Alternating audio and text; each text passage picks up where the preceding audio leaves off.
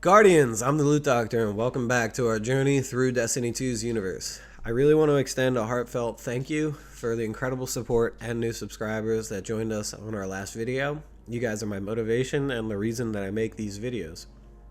Today, we're going to dive into the expansive universe through the discussions, theories, and speculations that are currently resonating in the community, like the upcoming weapons, darkness subclasses, and the complexities of the relationship in this season between Crow and Marsov, and then the final shape where the return of Cade was teased and the mysteries that were unveiled in the final shape trailer.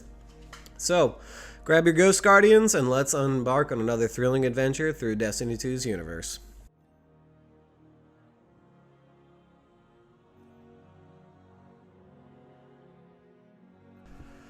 First, we're delving into the mysteries teased in Destiny 2's recent trailer, The Final Shape. Strap in as we uncover some mind-blowing theories. Within The Final Shape, we catch a glimpse of Inside the Traveler, a place that seems to have absorbed all of our visions, all of our memories, and all of our experiences as Guardians. What we see inside is an amalgamation of our past worlds, a collage of our shared experiences.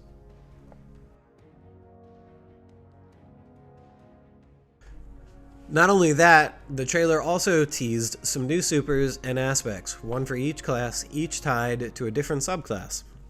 The possibilities and implications of these are boundless, leaving us all in a whirlwind of theories and excitement. The supers and aspects shown were for the Warlock, the Hellion Solar Buddy, the super Song of Flame. Song of Flame is a buff super where when you pop it, you and your allies gain greatly increased regeneration for your grenades and your melees. Your grenade is also transferred into a new solar bird grenade. And for the Titan, the aspect Unbreakable, a mini shield barricade that can be deployed by consuming your grenade. And then the Twilight Arsenal super, where the Titan jumps up into the air, throws 3 void axes, each doing volatile damage, and then leaving the axe for your allies to pick up later.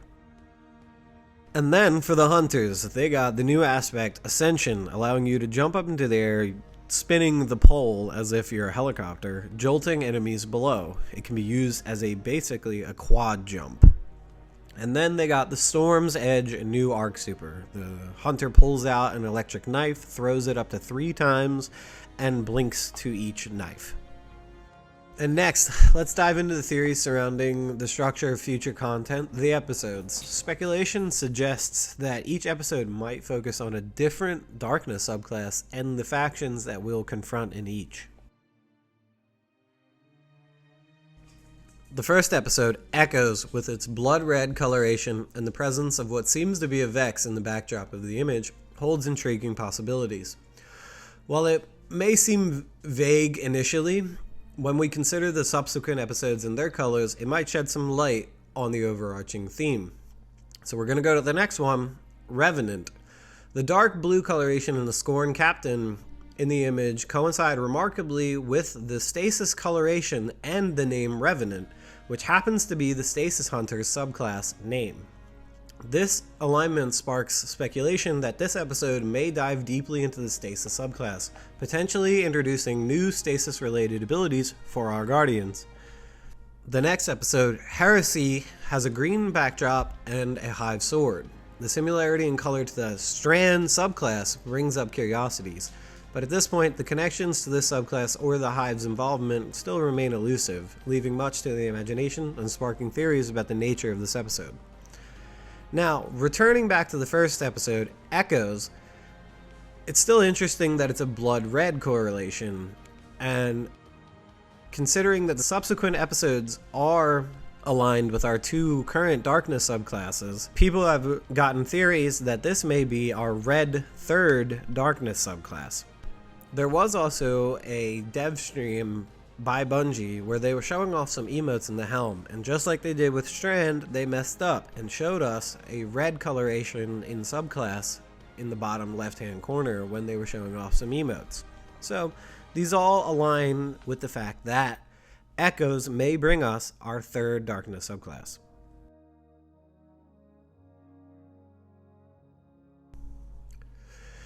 In continuation with our last section, the darkness remains a divisive topic among Guardians. Some, like our Titan Vanguard Commander Zavala, R.I.P. Lance Riddick, resisted the idea of embracing the darkness, but acknowledged its potential for good within our control. With each new Darkness subclass edition, the line between light and dark blurs further. This season, revelations about the Traveler in the Veil and the origin of the darkness. There was hints that they were once one and the same. A very interesting theory amongst the community is considering the oppositions of the subclasses. Consider Void's ability to deconstruct with Strand's ability to create. The duality sparks a debate within the community about the fundamental oppositions between these forces. And then there's stasis. The idea of halting all movement, manifested in the physical form resembling ice, but it also could be a power more along the lines of temporal suspension. So, is stasis the opposition of solar, the force that heats and accelerates atomic movement, or is it the opposition of arc, the embodiment of movement itself? And with that said, what could be in opposition of both of these cases in our unconfirmed red subclass? Many amongst the community would like to bring up two additional oppositions for both solar and arc. Opposition of arc, if stasis is the opposition of solar, could be gravity, the complete halt of movement. Opposition of solar, if stasis is arc's opposition, could be decay, because solar is all about regeneration. It's what we use to give life to each other. So the opposition of that could be decay or anti-life. And with all that said, the darkness continues to challenge our understanding, blurring the lines between opposing forces, and as Guardians, we're left to contemplate these intricate nuances and shaping our perception of the Destiny 2 universe.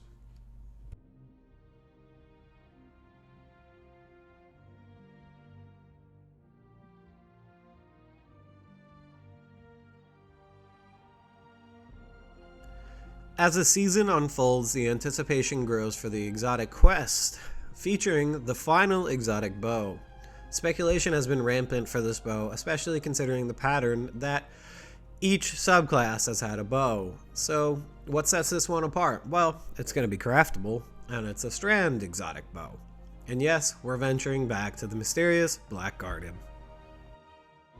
In the final shape trailer, several intriguing exotics caught our eye. What if Golden Gun was a sniper rifle?